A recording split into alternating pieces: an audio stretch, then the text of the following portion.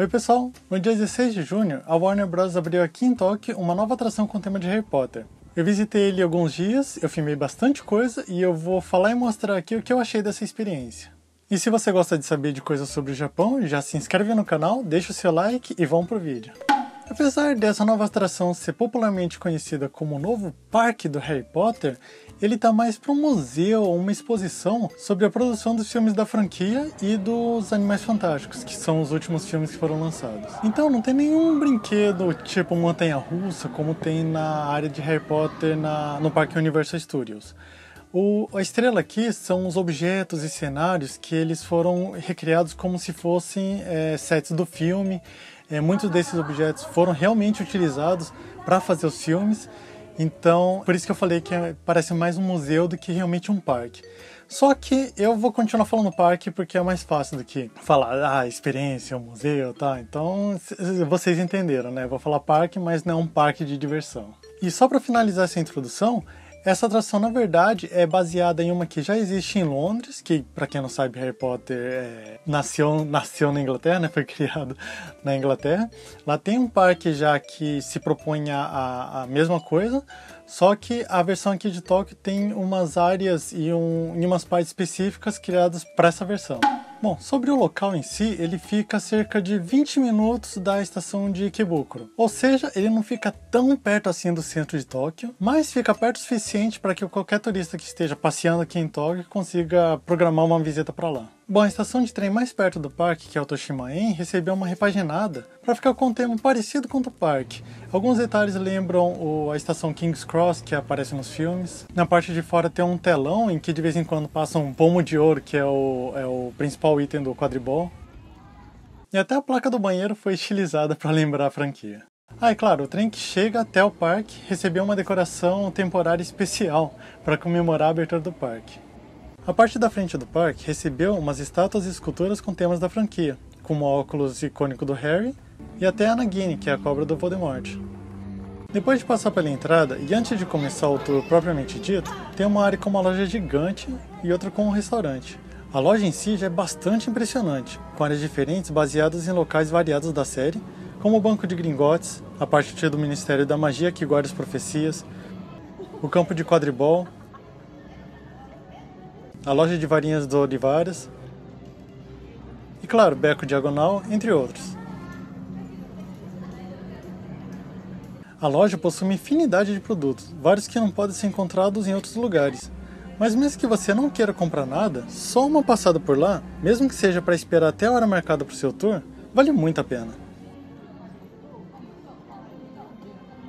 A área do restaurante também é bem legal, também com uma decoração que lembra o salão principal de Hogwarts, e azulejos ilustrando os elfos domésticos preparando comida. A comida, é claro, é toda tematizada também. Mas fica aqui um aviso. Quando você vai comprar o ingresso, você tem que escolher o horário do tour que você quer participar. E você só pode entrar no parque 1 hora antes desse horário. Então se você for que nem eu, que fica desesperado para chegar nos lugares cedo, para evitar problemas com o transporte e tal, né? Chegar logo cedo para garantir que você tá no lugar e só esperar lá, e aproveitar para almoçar tranquilo, para visitar a loja, então já fica preparado que mesmo essa área da loja, do restaurante, só pode ser entrado 1 hora antes do horário do seu tour. Então se você for que nem eu cheguei 2 horas e meia antes, né, para almoçar, para ficar tranquilo, e só podia entrar 1 hora antes. Então, e como estava muito quente, eu tive que fazer hora lá fora, que aquela área de onde fica o parque não tem muita coisa, então eu só podia ir no restaurante, comer, descansar um pouco, esperar. E foi um tempo meio desperdiçado, né, que eu fiquei 1 hora e meia só enrolando, esperando a hora de poder entrar. Bom, agora sobre o tour em si. Quando dá a hora certa, você pode entrar e é recebido com mural com os pôsteres de todos os filmes da série. E é levado a um cineminha com um vídeo de introdução sobre o parque. No final, é revelada a entrada de Hogwarts, que eu confesso que foi bem emocionante.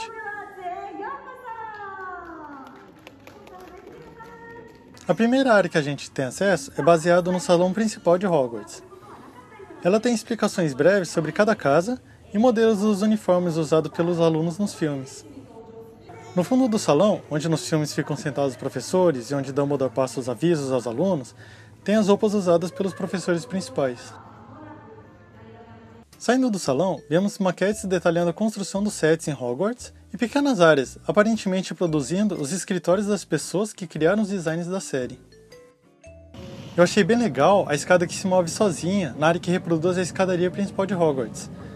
Essa área também é populada com quadros como os que foram usados durante os filmes.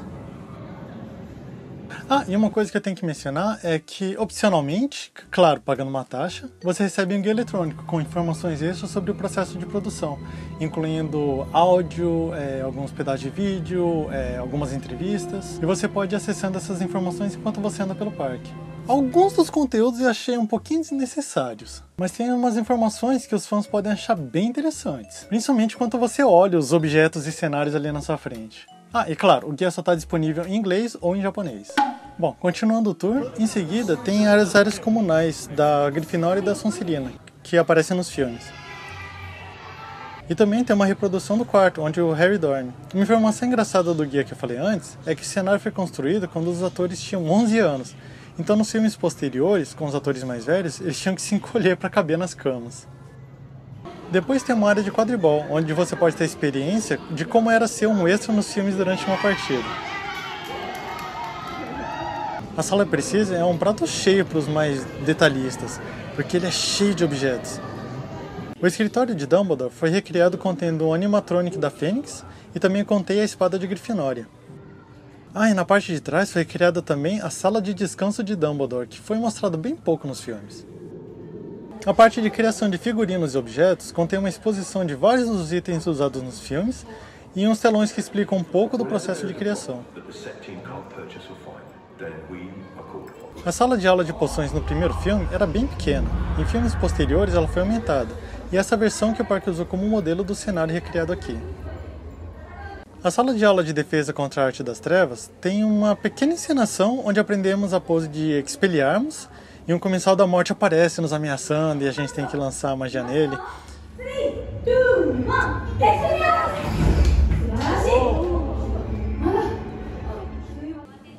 E do lado dessa sala tem um espelho de Ogezed e as roupas e objetos de cenário usados por todos os personagens que foram professores de defesa contra a arte das trevas. Na área sobre Voldemort, eu gostei bastante do modelo central dele com a cobra Nagini ao redor dele e do monstruário de todas as Horcruxes.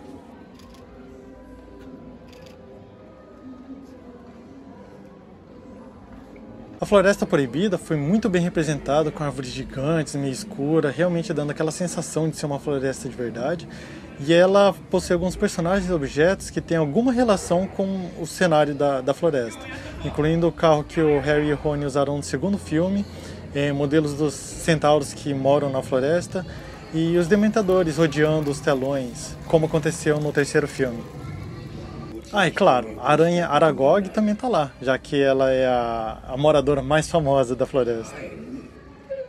Depois disso, nós acessamos a parte exterior do parque. Começando, tem uma réplica da cabana de Hagrid, com o exterior bem fiel, e também com uma parte interior, incluindo o animatronic do canino. Um detalhe sobre o parque. A não ser que você ande correndo sem prestar atenção em muita coisa, essa atração pode ser bem longa. A Warner calcula cerca de 4 horas para você ver tudo. Tem algumas coisas que eu pulei ou que eu passei mais rápido. Por exemplo, tem uma parte em que você pode ser filmado voando na vassoura com um fundo de tela verde, e aí eles criam um videozinho com você voando, só que era meio caro, aí isso eu pulei. E também as partes de criação dos Animais Fantásticos em 3D, porque de 3D eu já entendo bastante coisa, então não era uma parte que me interessava muito, de ser diferente. Então, mesmo eu pulando algumas coisas ou passando rápido, eu fiquei um pouquinho mais de 3 horas lá. Então, eu acho que se você realmente for olhando cada coisa com detalhe, se você pegar o guia eletrônico e for assistindo, ouvindo tudo que eles têm para falar, realmente pode levar até mais do que 4 horas. E isso tudo é sem contar o horário aquela hora que eu entrei antes para poder ver a loja, para dar uma olhada no restaurante. Então, o tour em si, para mim, já levou mais de 3 horas. Bom, eu falei isso agora porque nessa parte externa tem uma lanchonete e um barzinho que você pode beber o Butterbeer, a cerveja amanteigada, e você pode sentar, descansar um pouco. Então, se você estiver no tour e estiver começando a sentir fome, ou estiver andando bastante, quiser sentar, saiba que na área externa tem um espacinho para tudo isso. Bom, na área externa também foi recriada a casa dos Dursley, e dentro dela tem um quartinho do Harry embaixo das escadas, e 2 momentos dos filmes, que são a chuva de cartas do primeiro filme e quando a tia Guida infla e flutua no segundo filme. Ainda na parte externa, tem a recriação da ponte de Hogwarts, o cenário do xadrez bruxo do final do primeiro filme e uma réplica do Noitibus andante. A próxima área é uma recriação da estação de trem, com uma parte do trem onde a gente pode entrar, e alguns dos momentos icônicos foram representados, com as roupas usadas pelos personagens e telas substituindo as janelas, e produzido o exterior do trem nessas cenas. Depois disso, tem uma área falando sobre a arquitetura das construções nos filmes, falando sobre os materiais usados, os processos de criação. E um extra interessante falado no guia digital é que grande parte dos objetos eram criados no mesmo estúdio das gravações. Então essa construção tinha que ser parada na gravação de certas cenas, porque o áudio deles montando as coisas atrapalhava as filmagens. Logo depois, entramos em uma recriação da entrada do Ministério da Magia, incluindo as ladeiras de rede de Floo, onde nós somos filmados e depois podemos baixar o vídeo da gente aparecendo por lá. Esse sou eu tentando fingir que a fumaça estava atrapalhando.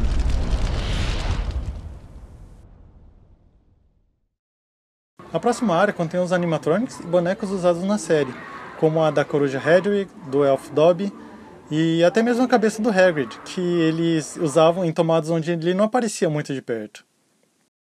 O beco diagonal também foi recriado fielmente. Incrível a quantidade de objetos que pode ser visto pela vitrine de cada loja. A iluminação da rua também muda, simulando o cenário durante o dia e a noite.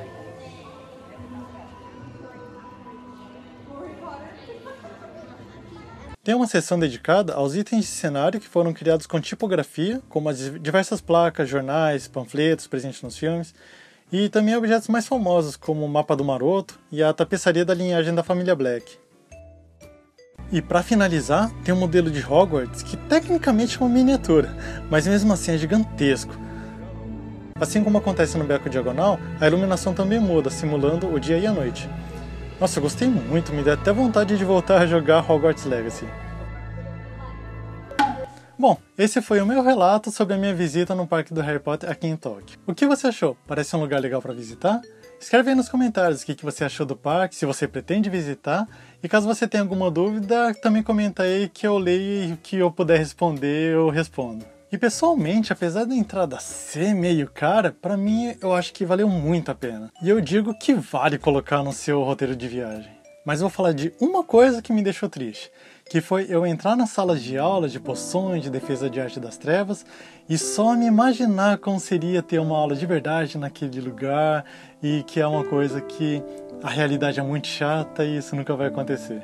Me escuta, Warner. Se vocês construíssem uma mini Hogwarts onde as pessoas pudessem ter 1 ou 2 aulas assim, usando o uniforme de Hogwarts e tal, eu acho que muita gente pagaria um bom dinheiro para ter essa experiência, hein? Bom, hoje eu fico por aqui. Eu peço por favor que você dê o seu like se você não deu até agora, porque isso ajuda bastante o canal. E se você gosta de saber de coisas do Japão, já se inscreve para você não perder nenhum dos próximos vídeos e eu te vejo no próximo.